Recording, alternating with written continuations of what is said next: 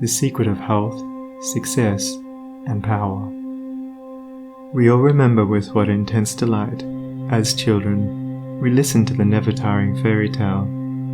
How eagerly we followed the fluctuating fortunes of the good boy or girl, ever protected in the hour of crisis from the evil machinations of the scheming witch, the cruel giant, or the wicked king.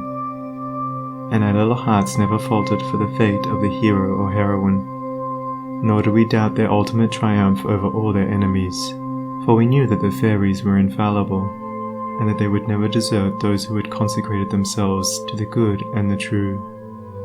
And what unspeakable joy pulsated within us when the fairy queen, bringing all her magic to bear at the critical moment, scattered all the darkness and trouble, and granted them the complete satisfaction of all their hopes, and they were happily ever after. With the accumulating years and an ever-increasing intimacy with the so-called realities of life, our beautiful fairy world became obliterated, and its wonderful inhabitants were relegated, in the archives of memory, to the shadowy and unreal. And we thought we were wise and strong in thus leaving forever the land of childish dreams. But as we become little children in the wondrous world of wisdom, we shall return again to the inspiring dreams of childhood, and find that they are, after all, realities. The fairy folk, so small and nearly always invisible, yet possessed of an all-conquering and magical power, who bestow upon the good health, wealth, and happiness, along with all the gifts of nature in lavish profusion, start again into reality and become immortalized in the soul realm of him who, by growth in wisdom, has entered into a knowledge of the power of thought and the laws which govern the inner world of being. To him the fairies live again as thought people, thought messengers, thought powers working in harmony with the overruling good. And they who, day by day, endeavor to harmonize their hearts with the heart of the supreme good, do in reality acquire true health, wealth, and happiness. There is no protection to compare with goodness, and by goodness I do not mean a mere outward conformity to the rules of morality. I mean pure thought, noble aspiration, unselfish love, and freedom from vainglory. To dwell continually in good thoughts is to throw around oneself a psychic atmosphere of sweetness and power which leaves its impress upon all who come in contact with it. As the rising sun puts to rout the helpless shadows, so are all the impotent forces of evil put to flight by the searching rays of positive thought, which shine forth from a heart made strong in purity and faith. Where there is sterling faith and uncompromising purity, there is health, there is success, there is power. In such a one, disease, failure, and disaster can find no lodgment, for there is nothing on which they can feed. Even physical conditions are largely determined by mental states, and to this truth the scientific world is rapidly being drawn. The old, materialistic belief that a man is what his body makes him is rapidly passing away, and is being replaced by the inspiring belief that a man is superior to his body, and that his body is what he makes it by the power of thought. Men everywhere are ceasing to believe that a man is despairing because he is dyspeptic, and are coming to understand that he is dyspeptic because he is despairing. And in the near future, the fact that all disease has its origin in the mind will become common knowledge. There is no evil in the universe but has its root and origin in the mind, and sin, sickness, sorrow, and affliction do not, in reality, belong to the universal order, are not inherent in the nature of things, but are the direct outcome of our ignorance of the right relations of things. According to tradition, there once lived, in India, a school of philosophers who led a life of such absolute purity and simplicity that they commonly reached the age of 150 years, and to fall sick was looked upon by them as an unpardonable disgrace, for it was considered to indicate a violation of law. The sooner we realize and acknowledge that sickness, far from being the arbitrary visitation of an offended God, or the test of an unwise providence, is the result of our own error or sin, the sooner we shall enter upon the highway of health. Disease comes to those who attract it, to those whose minds and bodies are receptive to it, and flees from those whose strong, pure, and positive thought sphere generates healing and life-giving currents. If you are given to anger, worry, jealousy, greed, or any other inharmonious state of mind and expect perfect physical health, you are expecting the impossible, for you are continually sowing the seeds of disease in your mind. Such conditions of mind are carefully shunned by the wise man, for he knows them to be far more dangerous than a bad drain or an infected house. If you would be free from all physical aches and pains, and would enjoy perfect physical harmony, then put your mind in order and harmonize your thoughts. Think joyful thoughts, think loving thoughts. Let the elixir of goodwill course through your veins, and you'll need no other medicine. Put away your jealousies, your suspicions, your worries, your hatreds, your selfish indulgences, and you'll put away your dyspepsia, your biliousness, your nervousness and aching joints. If you will persist in clinging to these debilitating and demoralizing habits of mind, and do not complain when your body is laid low with sickness. The following story illustrates the close relation that exists between habits of mind and bodily conditions. A certain man was afflicted with a painful disease, and he tried one physician after another, but all to no purpose. He then visited towns which were famous for their curative waters, and after having bathed in them all, his disease was more painful than ever. One night he dreamed that a presence came to him and said, "Brother, hast thou tried all means of cure?" And he replied, "I have tried all." "Nay," said the presence, "come with me, and I will show thee a healing bath which has escaped thy notice." The afflicted man followed, and the presence led him to a clear pool of water, and said, "Plunge thyself in this water, and thou shalt surely recover," and thereupon vanished. The man plunged into the water, and on coming out, lo, his disease had left him, and at the same moment he saw written above the pool the word, "Renounce." Upon waking, the full meaning of his dream flashed across his mind, and looking within he discovered that he had, all along, been a victim to a sinful indulgence, and he vowed that he would renounce it forever. He carried out his vow, and from that day his affliction began to leave him, and in a short time he was completely restored to health. Many people complain that they have broken down through overwork. In the majority of such cases, the breakdown is more frequently the result of foolishly wasted energy. If you would secure health, you must learn to work without friction. To become anxious or excited, or to worry over needless details, is to invite a breakdown.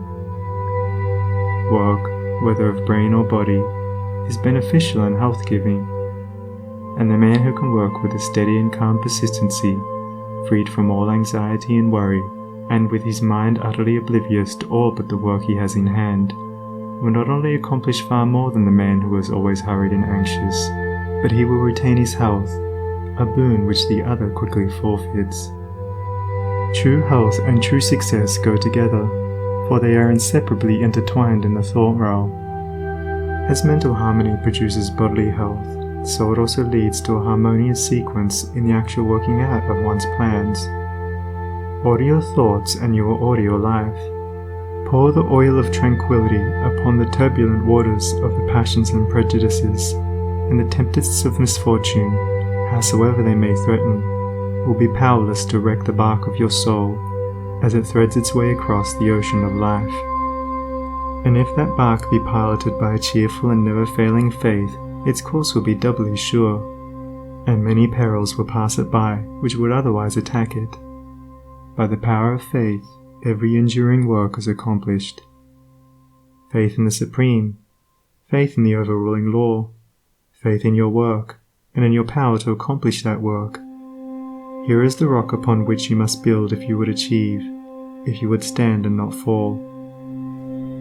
To follow, under all circumstances, the highest promptings within you, to be always true to the divine self, to rely upon the inward light, the inward voice, and to pursue your purpose with a fearless and restful heart, believing that the future will yield unto you the meed of every thought and effort, knowing that the laws of the universe can never fail, and that your own will come back to you with mathematical exactitude. This is faith, and the living of faith. By the power of such a faith, the dark waters of uncertainty are divided, every mountain of difficulty crumbles away, and the believing soul passes on unharmed. Strive, O reader, to acquire, above everything, the priceless possession of this dauntless faith, for it is the talisman of happiness, of success, of peace, of power, of all that makes life great and superior to suffering. Build upon such a faith, and you build upon the rock of the eternal, and with the materials of the eternal, and the structure that you erect will never be dissolved, for it will transcend all the accumulations of material luxuries and riches, the end of which is dust. Whether you are hurled into the depths of sorrow, or lifted upon the heights of joy, ever retain your hold upon this faith, ever return to it as your rock of refuge, and keep your feet firmly planted upon its immortal and immovable base. Centered in such a faith, you will become possessed of such a spiritual strength as will shatter, like so many toys of glass, all the forces of evil that are hurled against you, and you will achieve a success such as the mere striver after worldly gain can never know or even dream of. If ye have faith, and doubt not, ye shall not only do this, but if ye shall say unto this mountain, Be thou removed, and be thou cast into the sea, it shall be done. There are those today, men and women tabernacled in flesh and blood, who have realized this faith, who live in it and by it day by day, and who, having put it to the utmost test, have entered into the possession of its glory and peace. Such have sent out the word of command, and the mountains of sorrow and disappointment, of mental weariness and physical pain have passed from them, and have been cast into the sea of oblivion. If you will become possessed of this faith, you will not need to trouble about your success or failure, and success will come. You will not need to become anxious about results, but will work joyfully and peacefully, knowing that right thoughts and right efforts will inevitably bring about right results. I know a lady who has entered into many blissful satisfactions, and recently a friend remarked to her, "Oh, how fortunate you are. You only have to wish for a thing, and it comes to you." And it did, indeed, appear so on the surface, but in reality all the blessedness that has entered into this woman's life is the direct outcome of the inward state of blessedness which she has, throughout life, been cultivating and training toward perfection. Mere wishing brings nothing but disappointment. It is living that tells. The foolish wish and grumble, the wise work and wait, and this woman had worked without and within, but especially within upon heart and soul, and with the invisible hands of the Spirit she had built up, with the precious stones of faith, hope, joy, devotion and love, a fair temple of light, whose glorifying radiance was ever round about her. It beamed in her eye, it shone through her countenance, it vibrated in her voice, and all who came into her presence felt its captivating spell. And as with her, so with you. Your success, your failure, your influence, your whole life you carry about you, for your dominant trends of thought are the determining factors in your destiny. Send forth loving, stainless, and happy thoughts, and blessings will fall into your hands, and your table will be spread with the cloth of peace. Send forth hateful, impure, and unhappy thoughts, and curses will rain down upon you, and fear and unrest will wait upon your pillow. You are the unconditional maker of your fate, be that fate what it may. Every moment you are sending forth from you the influences which make or mar your life. Let your heart grow large and loving and unselfish, and great and lasting will be your influence and success, even though you make little money. Confine it within the narrow limits of self-interest, and even though you become a millionaire, your influence and success at the final reckoning will be found to be utterly insignificant. Cultivate, then, this pure and unselfish spirit, and combine with purity and faith, singleness of purpose, and you are evolving from within the elements, not only of abounding health and enduring success, but of greatness and power.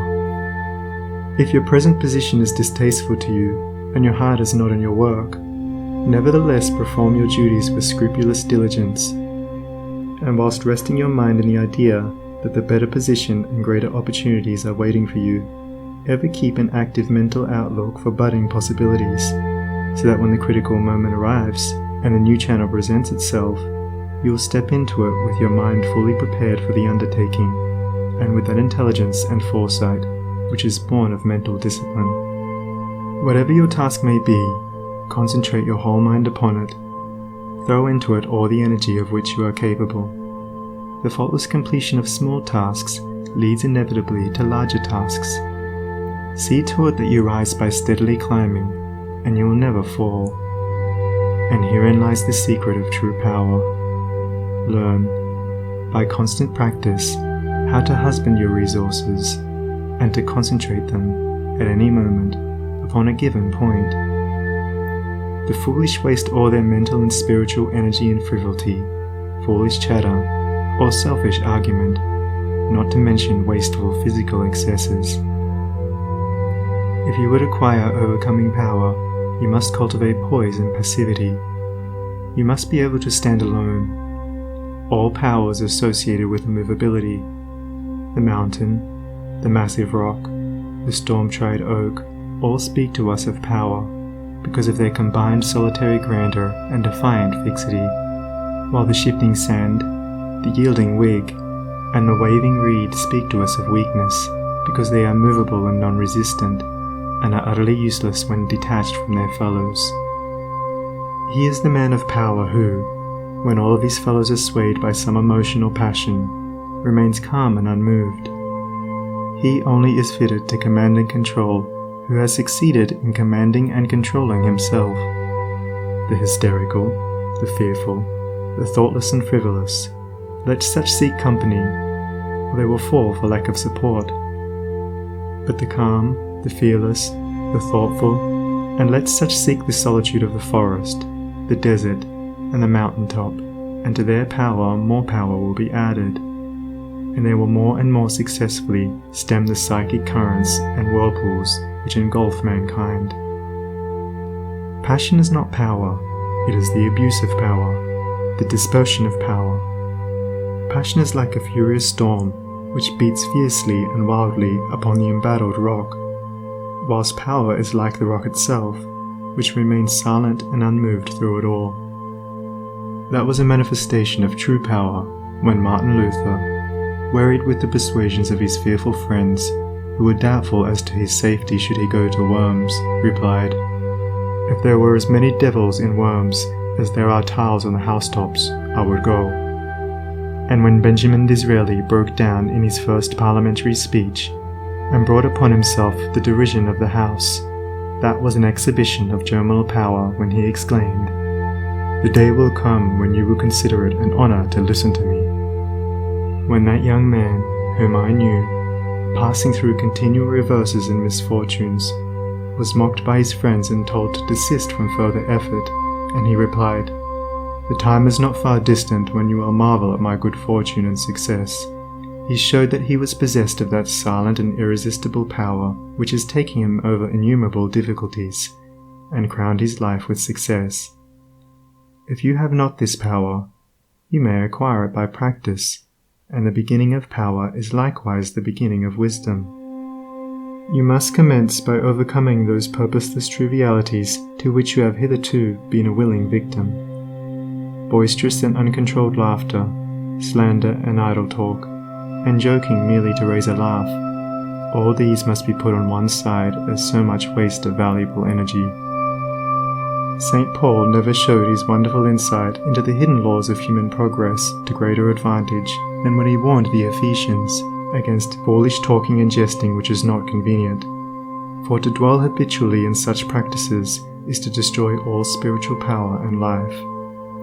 As you succeed in rendering yourself impervious to such mental dissipations, you will begin to understand what true power is. and you will then commence to grapple with the more powerful desires and appetites which hold your soul in bondage and bar the way to power, and your further progress will then be made clear. Above all, be of single aim. Have a legitimate and useful purpose, and devote yourself unreservedly to it. Let nothing draw you aside. Remember that the double-minded man is unstable in all his ways. Be eager to learn but slow to beg. Have a thorough understanding of your work, and let it be your own.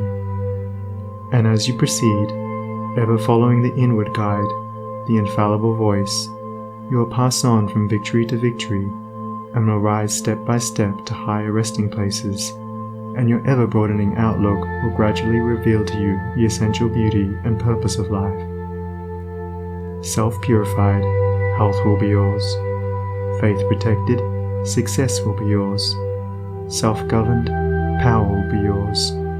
And all that you do will prosper, for, ceasing to be a disjointed unit, self-enslaved, you will be in harmony with the great law, working no longer against, but with, the universal life, the eternal good. And what health you gain, it will remain with you. What success you achieve will be beyond all human computation, and will never pass away. And what influence and power you wield will continue to increase throughout the ages, for it will be a part of that unchangeable principle which supports the universe. This, then, is the secret of health, a pure heart and a well-ordered mind.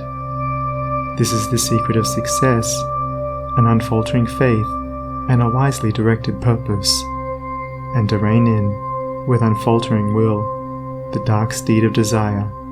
This is the secret of power. All ways are waiting my feet to tread, the light and dark, the living and the dead, the broad and narrow way, the high and low, the good and bad, and with quick step or slow, I now may enter any way I will, and find, by walking, which is good, which ill. And all good things my wandering feet await, if I but come, with vow inviolate, unto the narrow, high and holy way of heart-born purity, and therein stay, walking, secure from him who taunts and scorns, to flowery meads across the path of thorns. And I may stand where health, success, and power await my coming, if, each fleeting hour, I cling to love and patience, and abide with stainlessness, and never step aside from high integrity. So shall I see at last the land of immortality. And I may seek and find, I may achieve, I may not claim, but, losing, may retrieve. The law bends not for me, but I must bend unto the law. If I would reach the end of my afflictions, if I would restore my soul to light and life, and weep no more. Not mine the arrogant and selfish claim to all good things, be mine the lowly aim, to seek and find, to know and comprehend, and wisdom-ward all holy footsteps wend. Nothing is mine to claim or to command, but all is mine to know and understand.